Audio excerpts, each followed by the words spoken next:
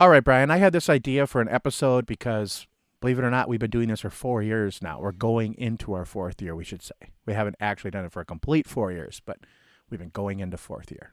I'm going to round up and say 4 years. You're going to say 4. Yeah, that's what I do with my wife. And then she's like, no, it's like 3 years and 22 days and blah, blah, blah. And I'm like, no. Okay. 3 years, 22 days, whatever. I'm like, okay. So 4 years. I'm like, okay. It's not that big of a deal. But to talk about consistency and how we have used consistency of the podcast, and it's kind of a reflection of like consistency in our lives and consistency and just like it kind of like outpours from what we do, you know? Yeah. So launch out onto the loop with us today as we talk about consistency on Curiosity Continuum.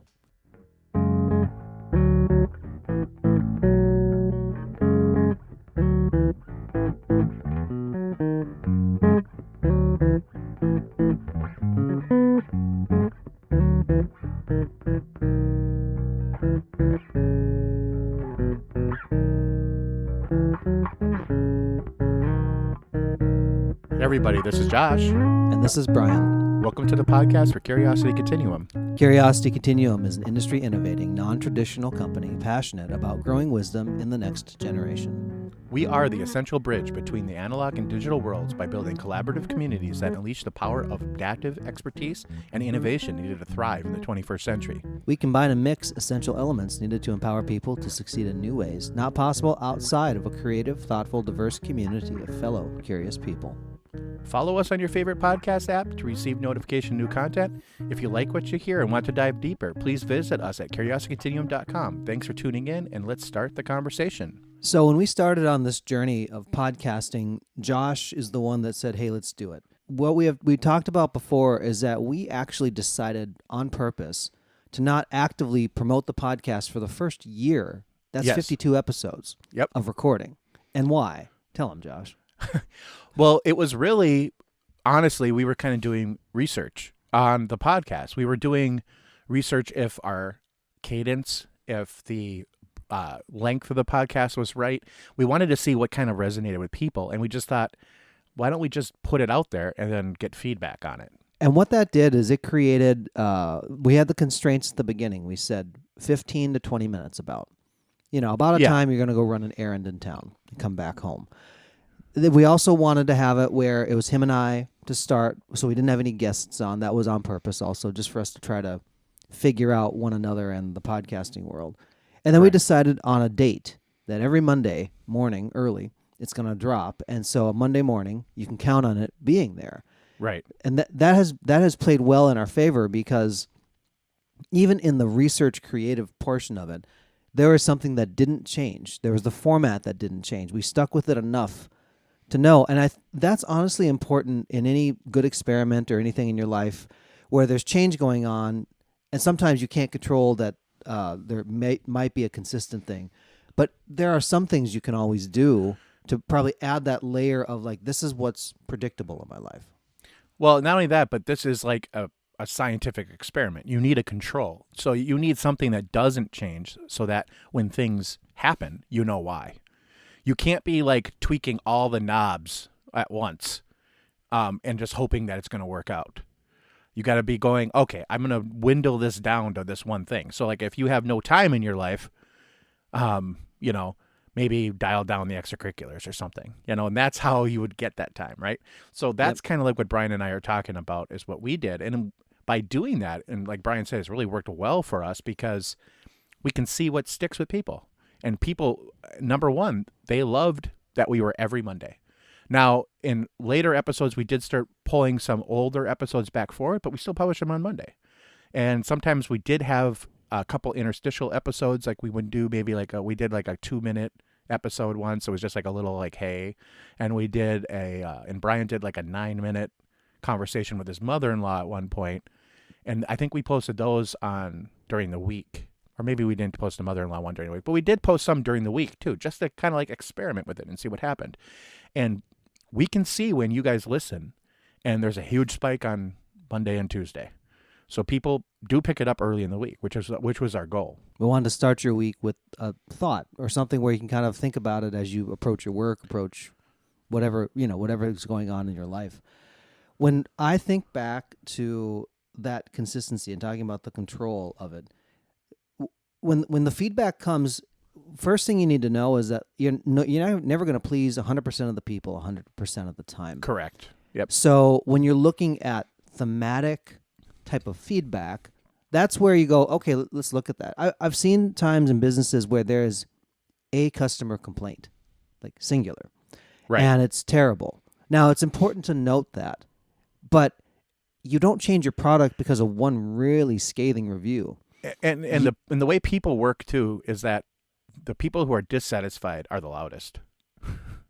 So if they you're speak- satisfied with something, usually you don't say much. Generally, it's, what have I heard the statistic? It floats, but it's about one person who complains. There are 5 people or more that Yeah. are satisfied but don't say anything. Right.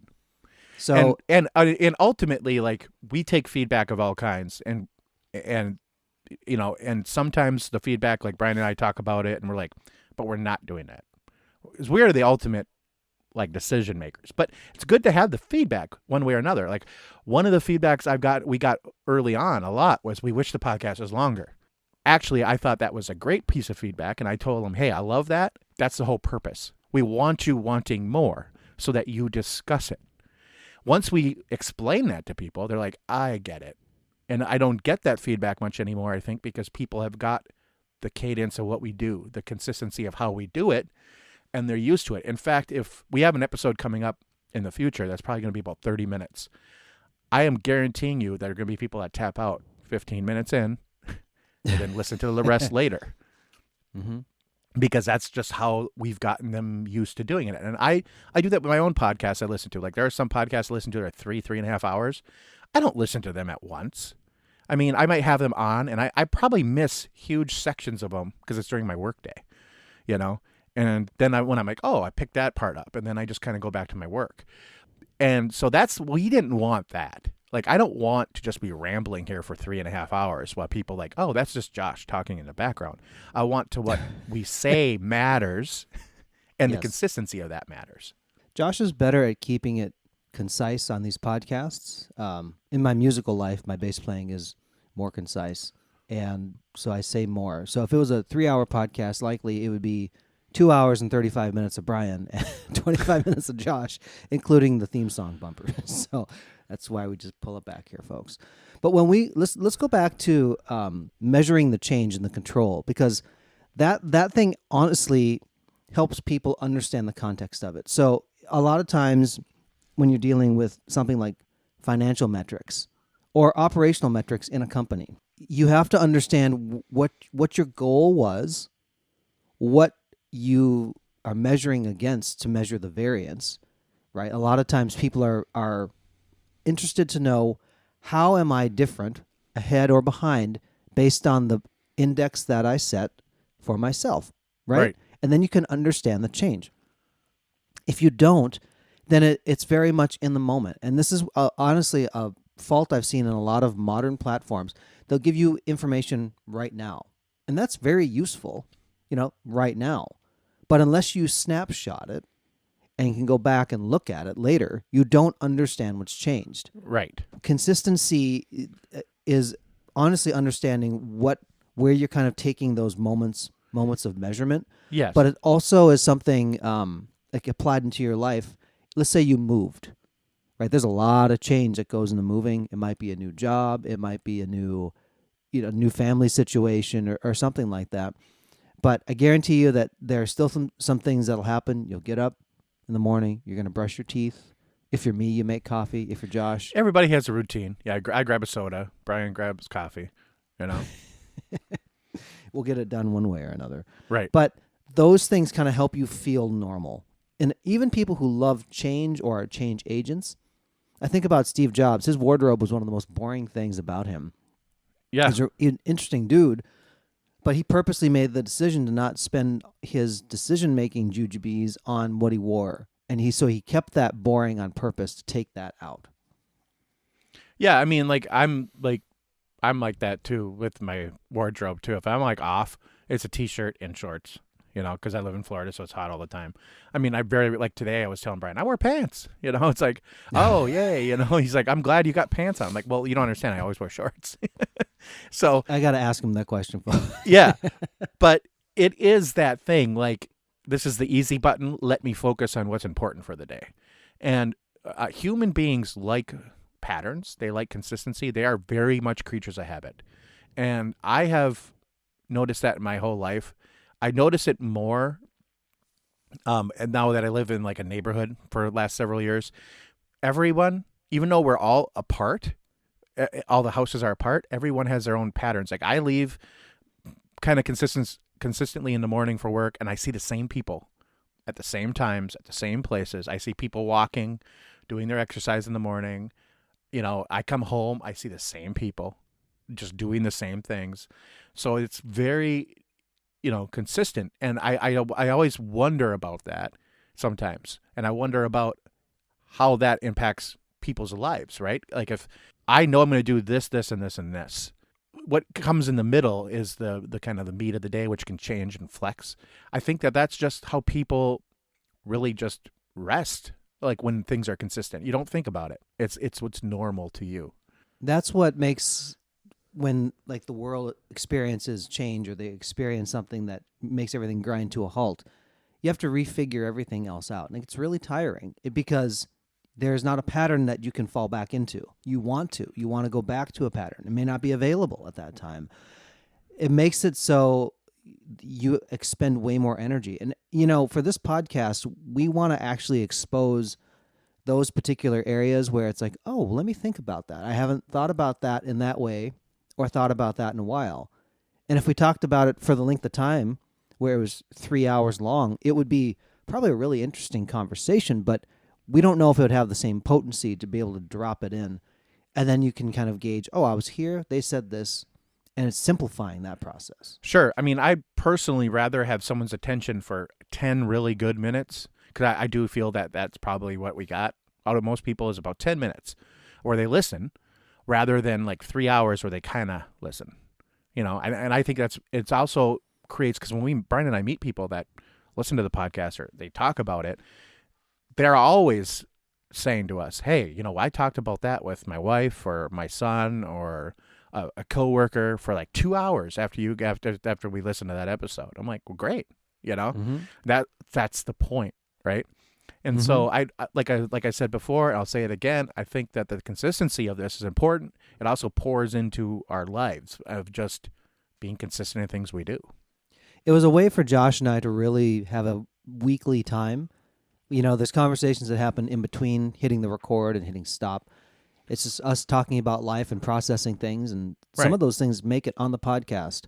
What the change part of it, or the thing that moves, which you don't see, is when Josh is really designing the program, because we'll have a backlog of episodes, and he'll understand the arc of where it started, what's going on, what's available, and he'll move it forward. And sometimes I'm like, oh yeah, I forgot we recorded that, because it was maybe 4 episodes ago in our recording arc, but it's new to you. And he's really good at planning that like cognitive process.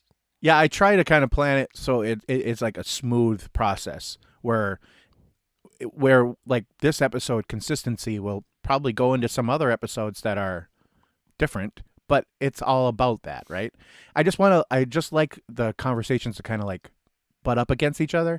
And that's sometimes when we do encores that we like pulling those forward again, because those might be more timely now, or it might just be something that somebody needs to be reminded on. A lot of times the encores are our popular episodes. Sometimes they're not.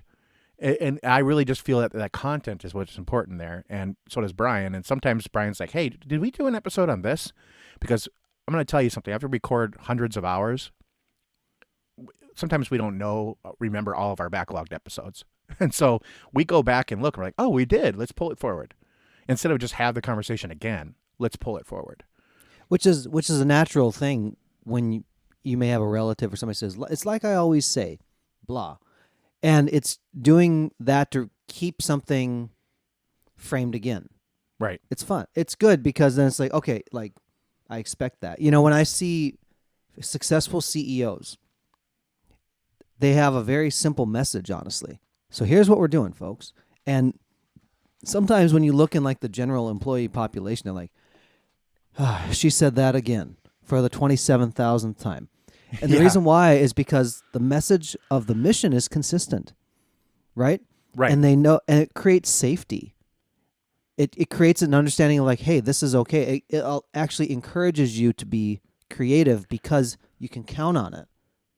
And that's an important thing. Like when everything is changing, you don't necessarily exercise all your creative energy. Like, now what else are we going to do? It's like, once you have that framework of consistency of some way, shape, or form, that allows you then to free up those mental resources to be creative again. Absolutely. And I don't think there's much more to say, Brian. I think that's a great place to just put a comma and have people continue the conversation. What do you think?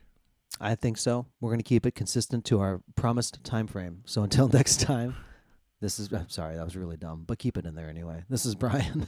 And this is Josh. For Curiosity Continuum. It's the dad jokes. It's always the dad joke. I can't help myself anymore. I'm sorry. I saw this dad joke today. It was funny.